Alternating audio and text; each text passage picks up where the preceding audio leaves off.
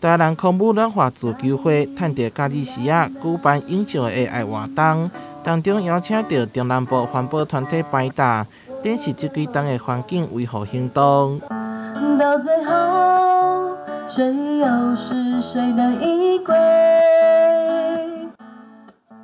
家长带着囡仔伫遮排打，这个市集非常特别，是只会当换物件，袂使买物件。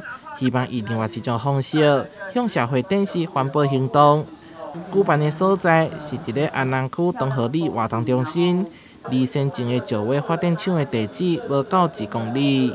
主要就是讲吼，要甲大家民众大家好朋友讲吼，其实咱台湾的这个能源的这个政策迄转型会产生足侪无正义的代志。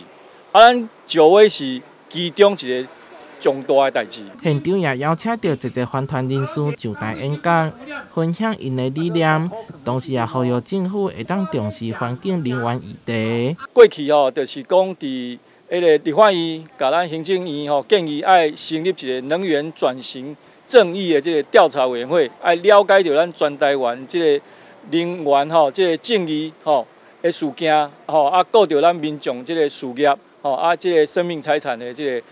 保障。主办单位希望未来以生态环保的理念，规划永续方案甲行动，扩大执行面，予后一代好的环境。台南新闻创怀采访报道。